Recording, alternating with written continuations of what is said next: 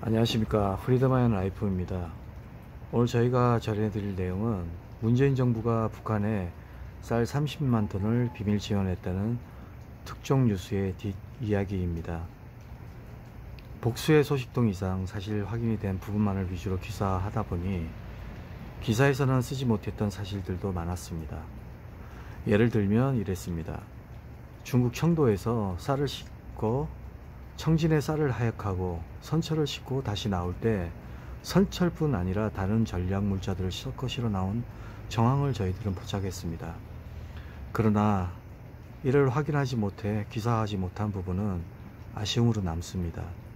이 아쉬움은 저희가 다음 취재본으로 남겨두기로 했습니다. 그리고 북녘에 있는 우리의 동료가 이번 쌀 비밀 지원의 남측 핵심 한 사람에 대해서 정확히 이름을 특정했지만 명예훼손 등의 소송전에 휘말려 그들의 신분이 노출될 위험성이 높은 관계로 기사화하지는 못했다는 말씀드립니다. 저희가 이 기사를 취재하면서 가장 이해가 되지 않았던 부분은 한국 정부가 WFP 즉 유엔 세계 식량 계획을 통해 북한에 지원하기로 했던 5만 톤 부분입니다. 북한은 한국 정부가 지원 의사를 공식화하자 즉각 필요 없다고 했지만 결국 30만 톤은 받은 것입니다. 북한이 공식적으로는 거부하는 배경으로 예상할 수 있는 부분으로는 첫째, 코로나 감염 우려, 둘째, 충분하지 않은 양, 그리고 푸대의 겉면에 남측 정부가 기재되는 부분을 고려한 사정 등에 의한 것으로 볼 수 있을 것 같습니다. 이를 근거로 유추해보면 북한의 코로나 감염이 심각한 상황이며 이에 파생된 북한 경제의 타격과 식량 문제가 심각한 상황이라고 보여집니다. 이를 토대로 북한이 서해가 아닌 청진을 선택한 이유도 주목할 부분이라 생각합니다. 청진은 북한의 지하자원이 집중된 곳인 부산 등과 거리가 가깝다는 면 이외에도 북한의 위생이 내려다보는 흔한 장소가 아니었고 특히 전략물자인 선철에 끼워 넣어 돈이 되는 전략물자를 내보내기에 좋은 장점이 있는 장소였다 보여집니다. 종합하면 북한으로 봐서는 코로나 감염 우려에도 불구하고 들어오는 쌀도 중요했지만 제3국으로 내다 팔아야 할 전략물자의 비중이 더 컸을 수도 있다고 분석됩니다.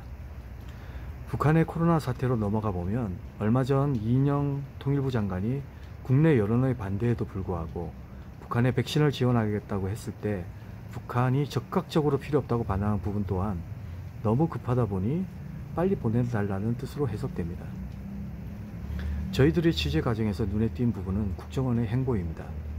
저희 취재가 있은 이후 국정원 대변인실에서 직접 전화를 걸어와 기사 내용을 전면 부인한 것도 이례적이었지만 박지원 국정원장이 얼마 전 국회 정보위에 참석해서 북한이 올해 농사가 잘 되어 쌀 부족분은 20만 톤 밖에 없다고 강조한 부분은 정확한 정보를 생명으로 하는 국정원답지 않은 부분을 넘어서 저희의 기사 내용에 대해 허위 정보임을 강조하기 위한 사전 포석이란 합리적 의심이 듭니다. 박지원 국정원장의 국회 정보위 보고 전 이루어진 권태진 북한 동북아 연구원장과의 인터뷰에서 권 원장께서는 북한의 수출입 동향뿐 아니라 북한 식량 사정에 대해서도 매일 체크하신다고 하시면서 올해 북한의 식량 사정은 지난 1990년대 북한이 겪었던 고난의 행군기와 비슷할 정도로 어렵다는 답변을 해왔습니다. 북한 관련 농업 전문가의 발언과 박지원 국정원장의 정보 보고가 큰 격차를 보이는 배경이 더 궁금해집니다.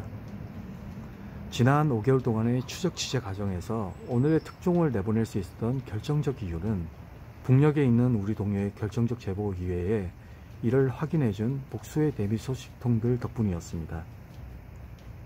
결정적 순간이었으면서도 씁쓸했던 부분은 트럼프 대통령과 김정은 위원장 그리고 문재인 대통령이 벌였을 국제정치의 모습이었습니다.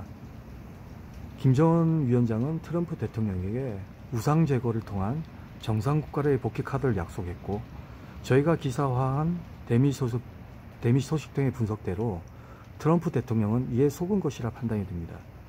여기서 우리가 특히 주목하는 부분은 북한이 트럼프 대통령뿐 아니라 권력을 쥐고 있는 공화당 인사들의 성향을 완벽하게 읽고 트럼프 대통령을 집중 공략했고 결국 성공했다는 부분입니다.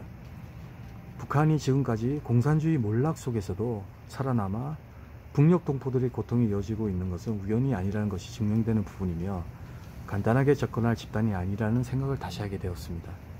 저희는 새롭게 들어설 바이든 행정부의 행보와 북한을 주시할 것이며, 오늘 저희가 보내드리는 특종 기사의 뒷이야기는 여기서 마치도록 하겠습니다. 감사합니다.